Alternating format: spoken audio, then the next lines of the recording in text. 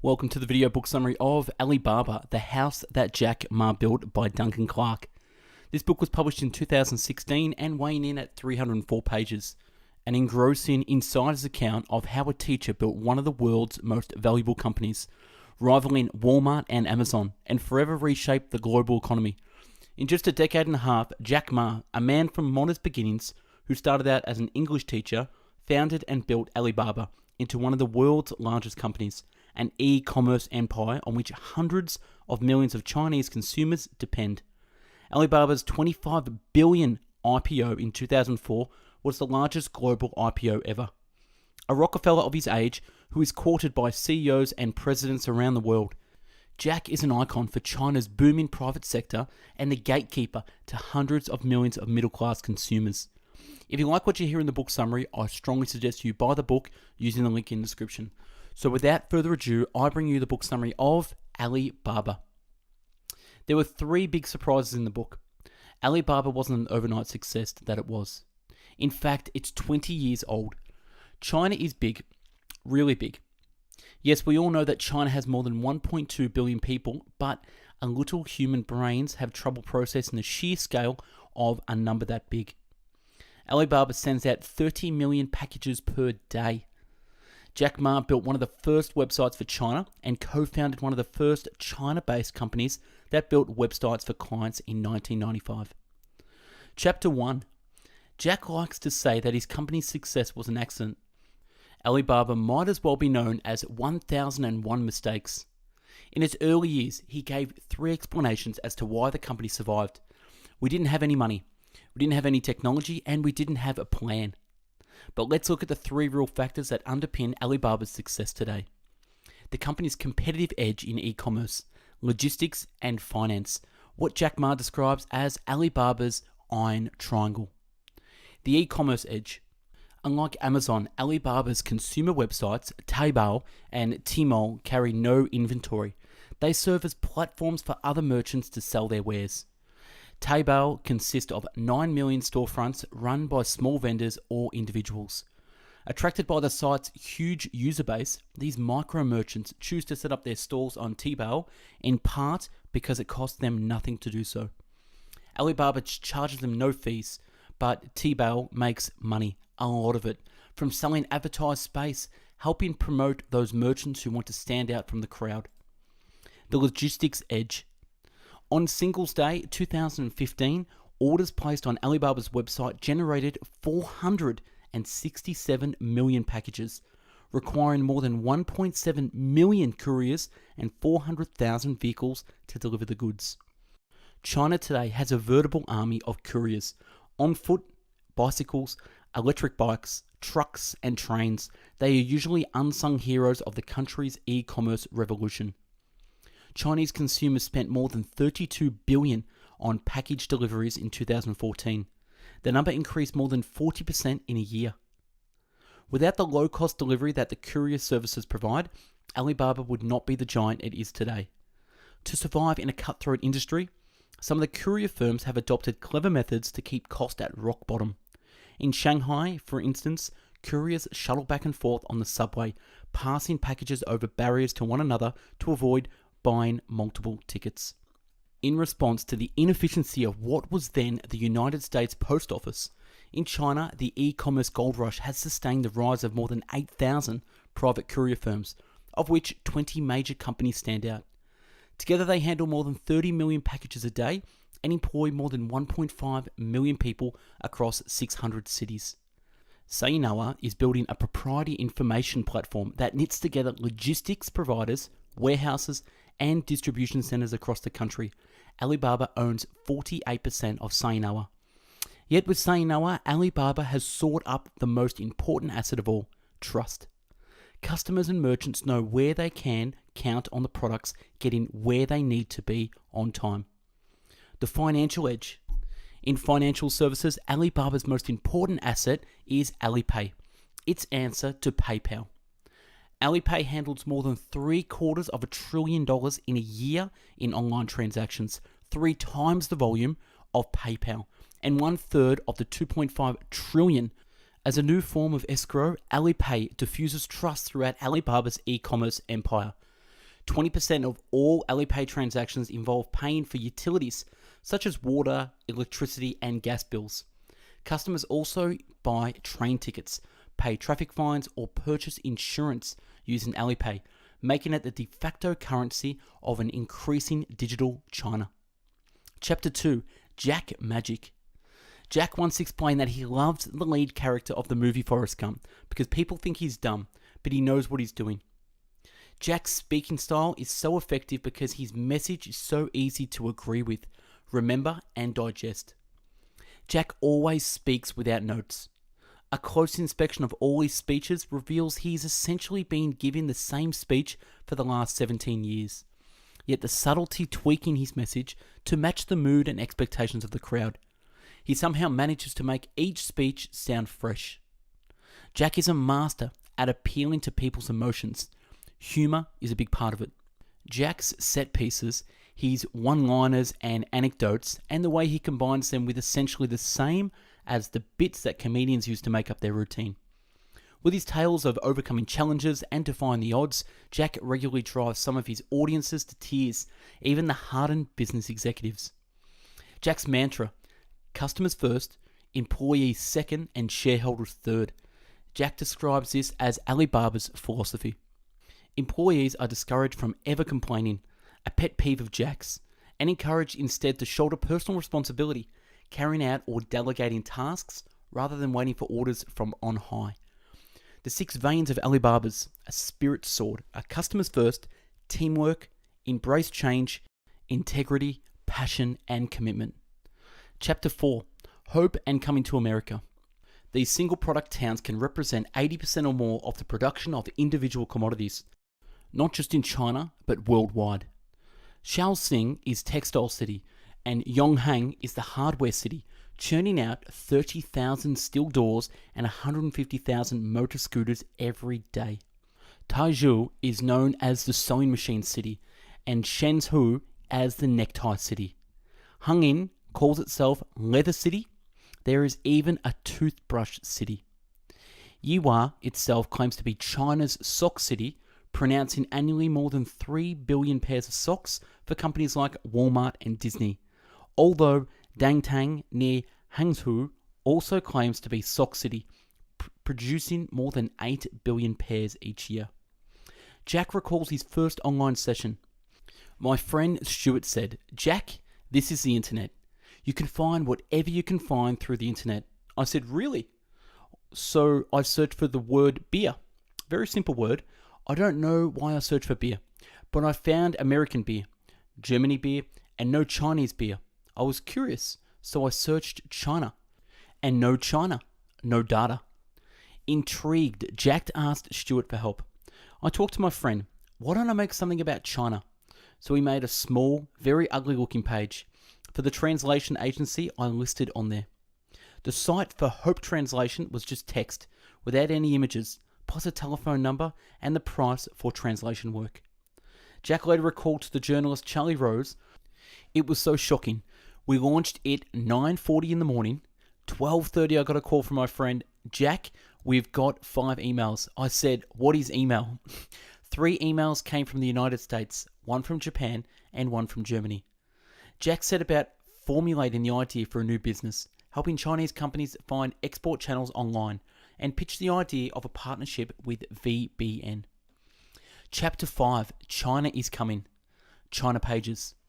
As sales pitches go, asking people who have never heard of the internet to fork over 20,000 renminbi, $2,400 upfront to create, design, and host a website they could never see was a challenging one. Jack worried that people thought he was defrauding them. "I was treated like a con man for 3 years," he said.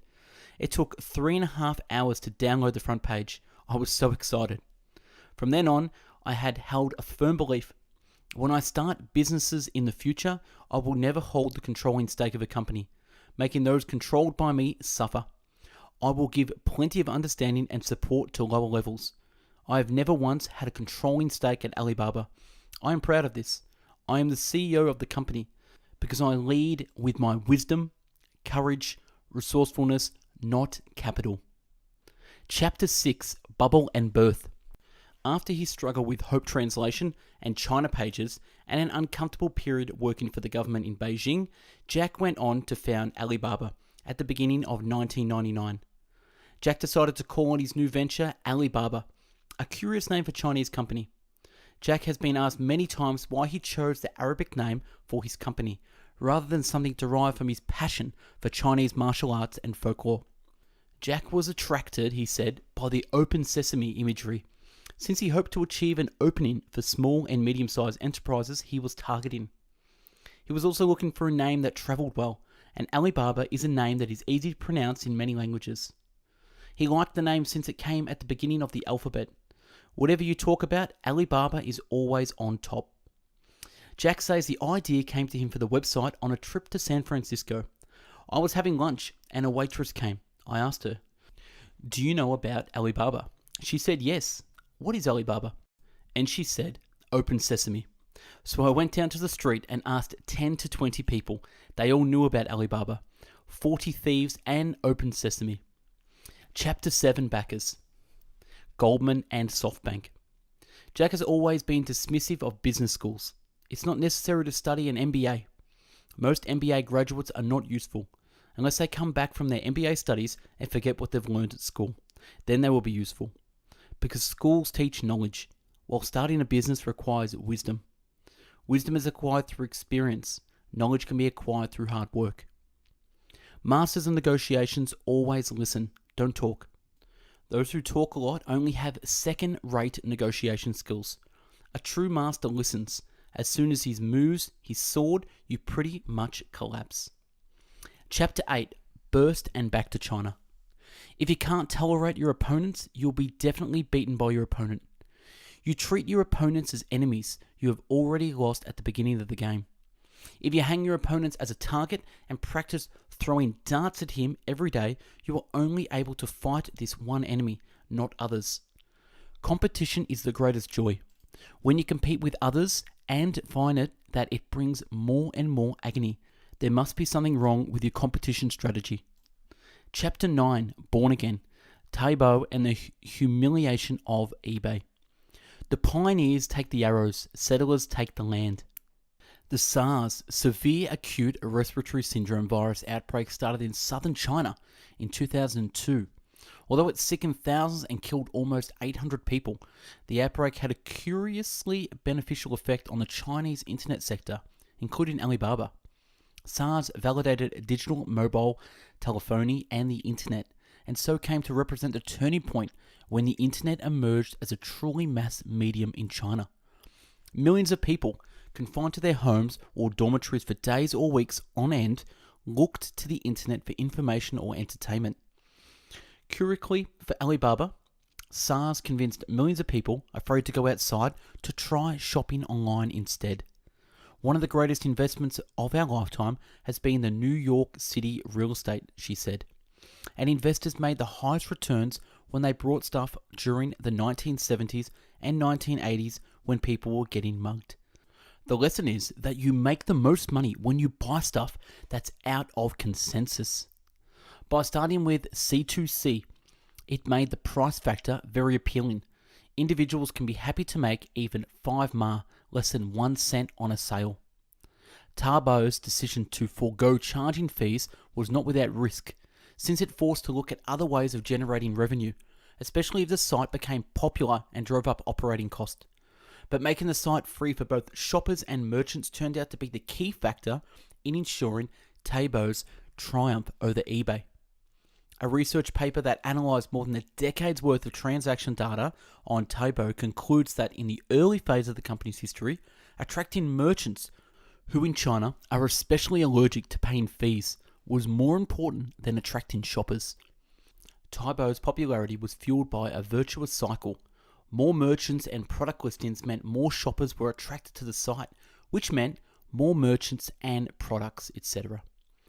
As predicted, as soon as China's site was migrated and integrated into the global site, the impact on each net's traffic was disastrous. It dropped off precipitously.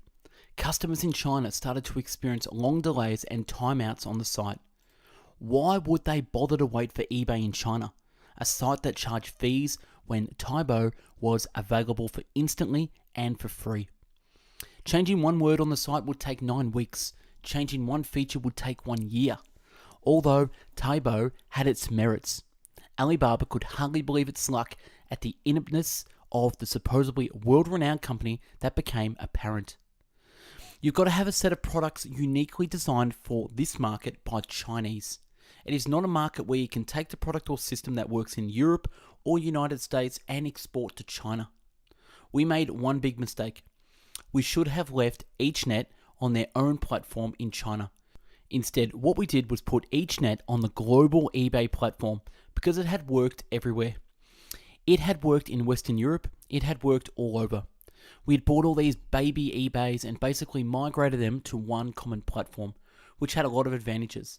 One is cost, second is speed to market, because when you buy it now, you can roll it to 30 countries as opposed to do it incrementally. But we made a mistake in China. She gives credit to Alibaba's achievements in designing Taobao to suit the local market. eBay may be a shark in the ocean, but I am a crocodile in the Yangtze River. If we fight in the ocean, we lose, but if we fight in the river, we win. Chapter 10, Yahoo's billion-dollar bet. On April 12, 1996, Yahoo went public on the Nasdaq. Only a year after incorporating the country, Jerry Yang and David Filo were each worth more than $165 million on paper. Within 3 years, they were billionaires.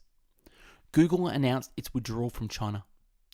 eBay, Yahoo, and Google had all recognized that China's internet market would become massive. But as the market grew, so did regulatory barriers and competitive challenges from entrepreneurial and well-financed companies like Alibaba, Baidu, and Tencent. Chapter 11, Growing Pains. Tencent, with more than 740 million QQ instant messaging users, although its share price took a beating, Alibaba would survive the global financial crisis. As well as SARS 5 years earlier, the crisis created some unexpected dividends for the company.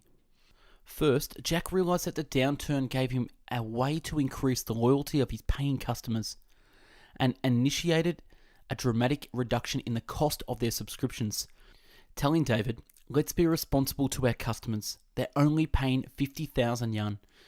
We can give them 30,000 yen back." The stock market went crazy, David recalled, as investors called him up to complain. "What?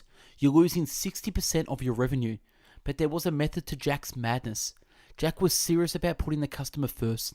Jack always trying to understand how to get the money back later. He's not just greedy about getting money first. Looking back on the price cut, David concluded that the move was well timed. Revenues didn't drop at all. Customer volume growth offset the price drop completely. And after the financial crisis was over, we didn't raise the prices. We created an opportunity to sell them more value-added services, more of an internet-style model. Jack actually told me he wanted to change it anyway. The crisis gave him the opportunity. Chapter 12, Icon or Icarus. So, Alibaba found itself in New York. Selling 12% of the company, it raised $25 billion, the largest IPO in history. Demand for Baba shares outstripped supply by over 14 times. Baba closed the day 25% higher than the initial price, valuing the company at over $230 billion, more than Coca-Cola. Among internet companies, Alibaba was second only to Google, higher even than Amazon and Facebook. CEO David Weir instructed his team to look at the countries with the lowest efficiency in the retail sector. Without AliExpress even opening offices there, but with Russia and Portuguese language capabilities added to AliExpress websites, Russia and Brazil became early success stories. Demand from Alibaba's customers in Brazil at one point exceeded over 300,000 packages a day, before a slowing economy and the weakening real hit their company's business there. Demand in Russia, especially for clothing and consumer electronics, was so strong that AliExpress reportedly even broke the Russian postal service, leading to the dismissal of its boss. Today, Russia accounts for a fifth of AliExpress's sales. And that's a wrap on Book 90, Alibaba, by Duncan Clark. Subscribe to our channel for future video book summaries and follow us on Instagram, #bestbookbits. This summary is from the website marketingfirst.co.nz. Watch previous video book summaries on our channel. If you liked the video and want to buy the book, click the link in the video description to purchase from Amazon. Thanks for watching, and I hope you learned a thing or two. Have a great day.